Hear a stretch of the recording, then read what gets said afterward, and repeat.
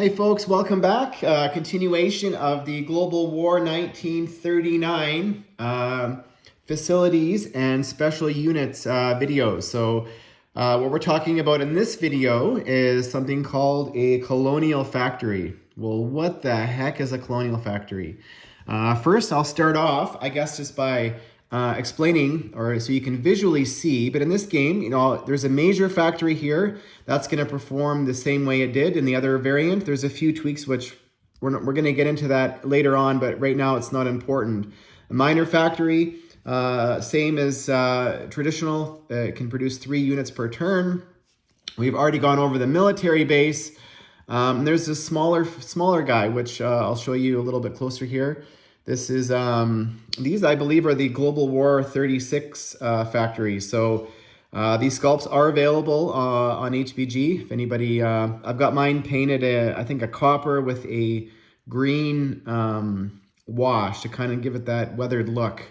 So if you order from HBG, I think they just come, I think they come nation specific colored. So whether it's blue for France or green for America or gray for the Anzac. I believe that's how they come. But anyways, so what is a Commonwealth factory? Well, initially when we were designing this game, we thought there's certain factories we wanted to produce 1 unit that was not just an infantry. So obviously some smaller of the nations, the Commonwealth nations in specific, they contributed to the war, but did it make sense for them to have a minor factory? And we could have given them a minor, but I just didn't want it to be anything that was game breaking.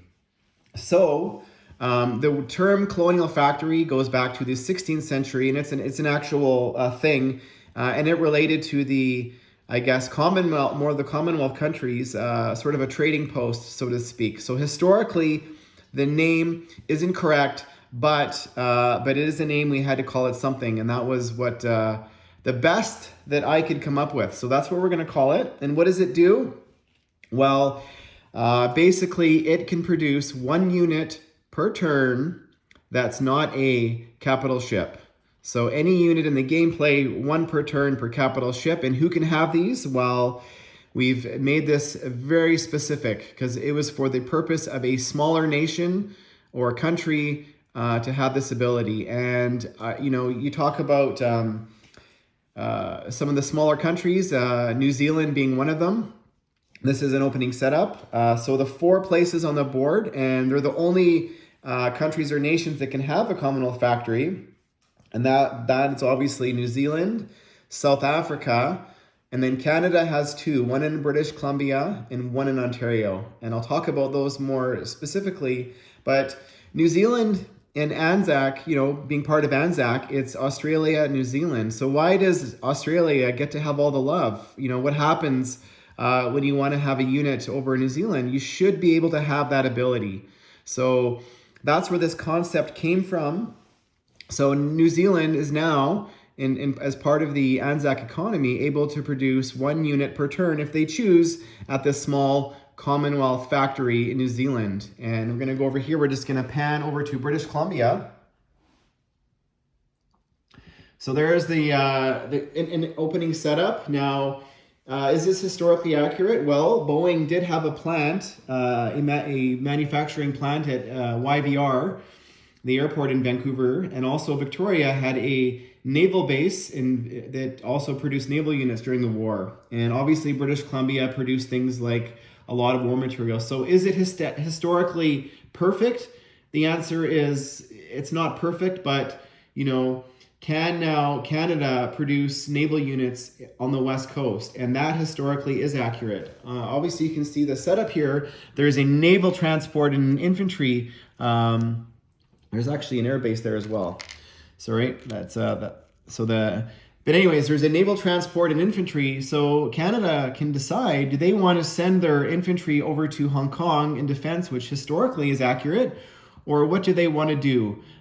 Historically as well, Canada did participate in the Aleutian Island campaigns when the Japanese came and took Aleutian Island. So Canada did have a very small role, and I guess Gargantua, it was a debate that we had, and we wanted to give Canada the option of doing this if they wanted to.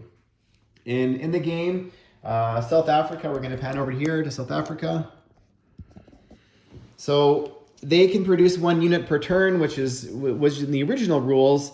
And so because they can produce 1 unit per turn, does it make sense to give them a minor factory because they have 3 IPC to spend? So if they want to save it and get an armor unit the next turn, or get a mech or something else, or produce a naval unit, they can. So historically, I think that's pretty accurate. And in Canada, the economy in Canada, it kind of didn't make sense to me because a lot of the manufacturing actually came from Ontario and Quebec.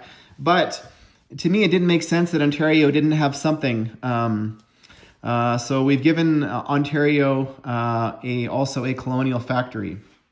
So that's that explanation, folks. I think the cost, so nobody else can actually purchase one.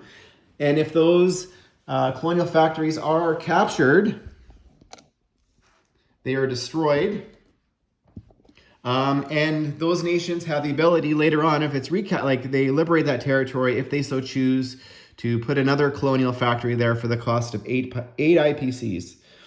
And these colonial factories, as of now, they are not subject to a strategic bombing raid. So we've kept it that way for now, I think for simplicity. And so that's, sorry folks, I've kind of panned the camera away from what's for simplicity. So I guess that's it for colonial factories. In closing, I'm going to talk about hard work. And, what is hard work? Well, you're not going to win a championship if you show up to the finals and you haven't put in that time. So how do you win a championship, or what's hard work all about? Well, I think it was demonstrated at last BBR that hard work, if you put the time and energy and effort in, almost in I used to say this when I used to coach, will beat skill any day of the week. Maybe not every game and every scenario. So this is a little nod for all the players out there that want to improve their gameplay. And how do you do that? Well, you study the rule book, you play as many games as you can. And when it comes to the actual games that count, they say that it should be easier. Why is it easier? Well, maybe you've seen that scenario before, or whatever that scenario is. So instead of having to spend time, energy, and effort in the moment figuring it out, it becomes second nature. Or if something to do with fitness, maybe your cardio is at a base level.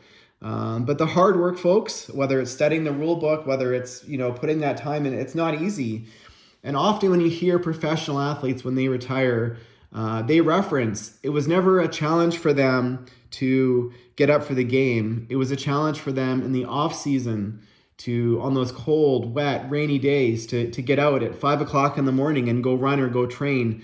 That's the hard work. And anybody who's been successful in life, what we see them at the finish line winning the gold, but what we don't see is the hard work. So, and unfortunately, painting your Axis and Allies pieces does not equate to championships. It hasn't been proven yet. But anyways, just wanted to put that out there. And thank you, folks. Please like and share this video. Thank you very much.